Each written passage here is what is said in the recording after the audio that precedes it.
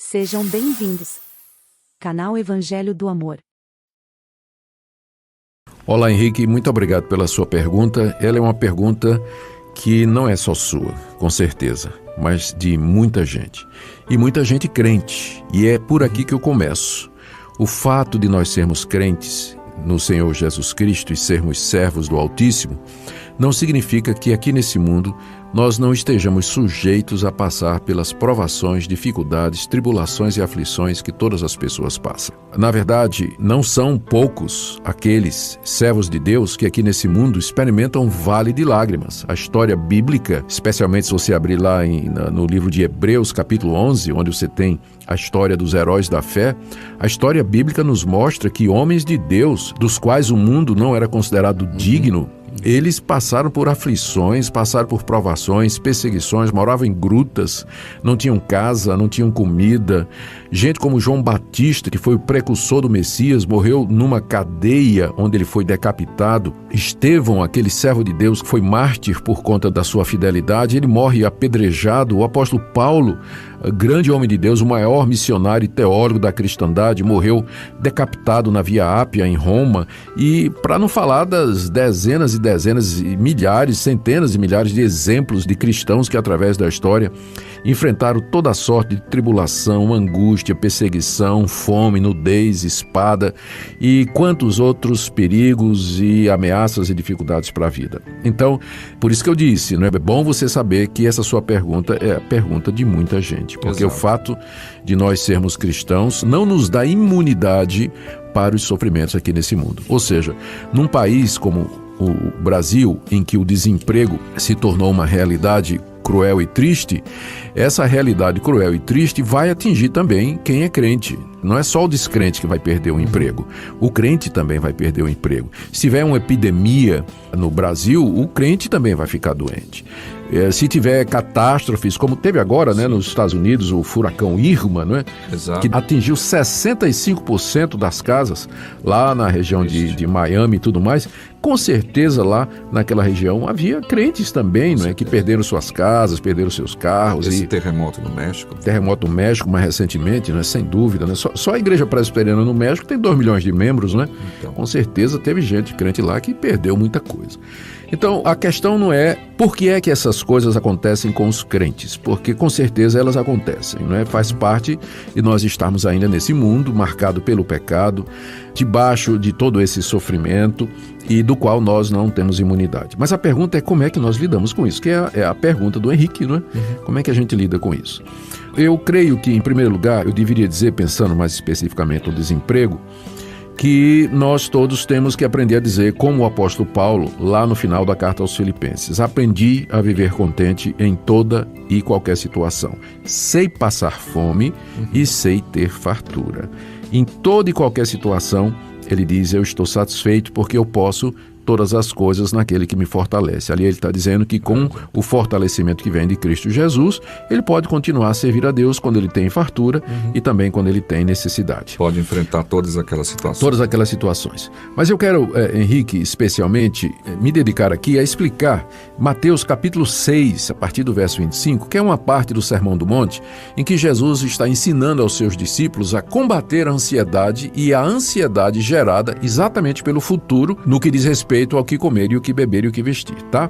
Então, eu vou ler os versos iniciais aqui. Jesus diz para os discípulos: não andeis ansiosos pela vossa vida, quanto ao que haveis de comer ou beber, nem pelo vosso corpo, quanto ao que haveis de vestir. Então, Jesus, a orientação dele para os seus discípulos é que eles não vivam ansiosos.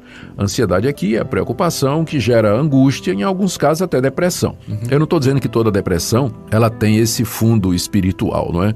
Tem depressão que é resultado mesmo de um processo físico, né, que se combate e trata com remédio. Mas Jesus está falando aqui da ansiedade que é decorrente da preocupação com coisas que ainda não aconteceram. Se me permite, até alguém, certa feita, disse que a depressão é ligada a alguma coisa do passado, né? Que você está pensando lá coisas que aconteceram. E a ansiedade é exatamente aquilo que vem, a coisa preocupação do coisa do futuro. É verdade. Até a palavra preocupação diz isso, né? Ocupação. Você se ocupa com uma coisa antes que ela aconteça, né? E às vezes nem pode E acontecer. às vezes pode até ser que não aconteça. Então, a orientação geral de Jesus para os seus discípulos é que eles não vivam ansiosos, não vivam preocupados, não vivam aflitos com relação ao que eles vão comer, beber ou vestir.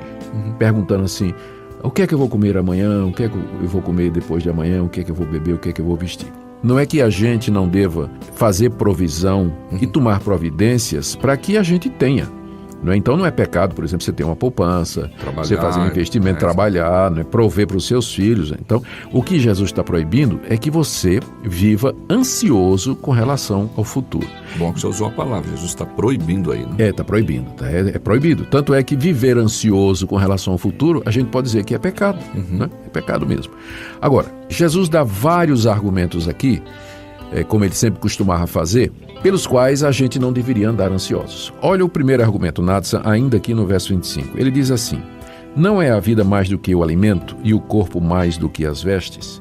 O que ele está dizendo aqui? Ele está dizendo que aquele que dá o maior, dá o menor. Se Deus deu a vida, será que Deus não pode dar o alimento que sustenta a vida? Se Deus deu o corpo, será que Ele não pode dar a roupa que cobre o corpo? É nesse sentido que Jesus pergunta, não é a vida mais do que o alimento e o corpo mais do que as vestes? Como se ele dissesse assim, e Deus não deu a vida e não deu o corpo, será que ele não vai dar o que é necessário para o sustento? Exato. Então esse é o primeiro argumento do maior para o menor. O segundo argumento é interessante, já é o contrário, é um argumento do menor para o maior. Olha o que é que Jesus diz, observai as aves do céu, não semeiam, não colhem, nem ajuntam em celeiros, contudo vosso Pai Celeste as sustenta. Porventura não valeis vós muito mais do que as aves? É o argumento contrário, né? Se Deus sustenta os passarinhos, o passarinho não semeia, não colhe, não guarda em celeiro, não tem caderneta de poupança, mesmo assim ninguém nunca viu um roxinol com dor de cabeça ou enxaqueca pensando no que é que ele vai comer amanhã. O que eu vou fazer? Então, se Deus sustenta os passarinhos, será que Deus não vai sustentar a nós que somos feitos à imagem e semelhança dele, que fomos resgatados pelo sangue de Jesus, que fomos salvos pela sua graça e sua misericórdia? Nesse sentido, não valemos nós muito mais do que as aves? Claro que valemos. Então, se Deus sustenta o menor, ele também vai sustentar o maior. O terceiro argumento de Jesus está no verso 27, que também é um argumento do menor para o maior. Ele diz assim, qual de vós, por ansioso que esteja, pode acrescentar um côvado ao curso de sua vida? Em outras palavras, quem é que pode aumentar 1 hora a sua vida ou 1 centímetro a sua altura, ficando preocupado? É como se ele dissesse assim, se vocês não podem fazer nem o mínimo, por que vocês estão preocupados com o máximo, não é? E tem gente que acha que Jesus não tinha um bom humor. Pois é, isso aqui não deixa de ter uma certa ironia, não é? Olha o quarto argumento de Jesus, que também é um argumento do menor para o maior. Ele diz assim, estou lendo o verso 28, por que vocês andam ansiosos quanto ao vestuário? Observem como crescem os lírios do campo. Eles não trabalham, não fiam, e eu, contudo, vos afirmo que nem Salomão, em toda a sua glória, se vestiu como qualquer deles. Ora, se Deus veste assim a erva do campo que hoje existe e amanhã é lançada no forno, quanto mais a vós outros, homens de pequena fé. É mais um argumento do menor para o maior. Se Deus cuida dos lírios do campo, que são mais bonitos, até mais belos do que Salomão, contudo, eles duram pouco. Não é? Eles nascem num dia, 2, 3 dias depois eles já estão morrendo. Jesus está se referindo àquelas florzinhas lá das campinas da Palestina, que durante a primavera floresciam, eram muito coloridas e tudo, mas elas duravam uma semana, depois já secava e tudo. Aí Jesus pergunta, olha, Deus cuidou, né? Deus revestiu aquelas flores com a beleza singular, com a delicadeza, com a variedade de cores. Será que Deus não vai vestir vocês? E aí Jesus vai no ponto e diz assim, homens de pequena fé. Sabe o que eu estou pensando aqui um pouquinho? Eu gosto muito de plantas e tem umas que florescem só uma vez por ano e a flor dela só dura um dia. Se Deus cuida de uma flor como essa que dura um dia, quanto mais de nós a quem Ele prometeu a vida eterna. A raiz da ansiedade, desse tipo de ansiedade, está aqui no final do verso 30, Natsan, quando Jesus diz assim, homens de pequena fé. A ansiedade muitas vezes é resultado de uma pequena fé num grande Deus. Falta de confiar nas promessas de Deus, nessas observações, nas lições da natureza, porque o que Jesus fez até agora é tirar lições da natureza. A própria natureza nos ensina que Deus não vai desamparar os que são seus, que Deus haverá de cuidar de nós. Pode nos faltar o pudim, mas não o pão de cada dia. Né? E aí ele termina dizendo: portanto, não vos inquieteis dizendo que comeremos, ou que beberemos, ou com que nos vestiremos, porque os gentios, os pagãos, os descrentes e que procuram todas estas coisas, e é verdade, né? Esse pessoal que não tem confiança em Deus, não tem esperança nenhuma em Deus, muitos deles pela ansiedade, né? Aí vão para o suicídio, vão para a bebida, vão para a droga e para uma série de outras coisas para tentar aliviar a angústia do coração, não é? Mas o nosso Pai Celeste sabe que nós necessitamos de todas estas coisas, disse Jesus aqui. E a palavra final dele: buscai em primeiro lugar o seu reino e sua justiça, e todas essas coisas vos serão acrescentadas. Não vos inquieteis com o dia de amanhã, pois o amanhã trará os seus cuidados, basta ao dia o seu próprio mal.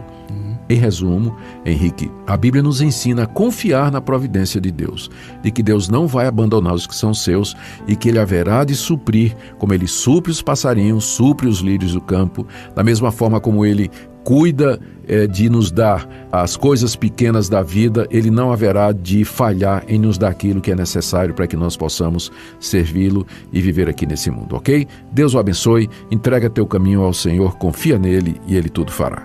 Benção. Obrigado, Henrique, pela sua pergunta.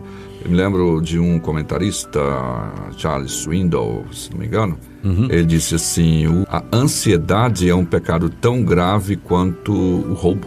Né? Ele destacou essa questão, falando do mandamento, né? De quebrar um mandamento de Jesus, que é não ter ansiedade. Né? Isso, tá certo. Inclusive, já que você falou nisso, João Calvino, quando ele estava falando a respeito dos males sociais, ele diz que a raiz do roubo, da corrupção, do desvio de dinheiro, que já havia na época dele lá em Genebra, claro, era a falta de confiança na provisão de Deus.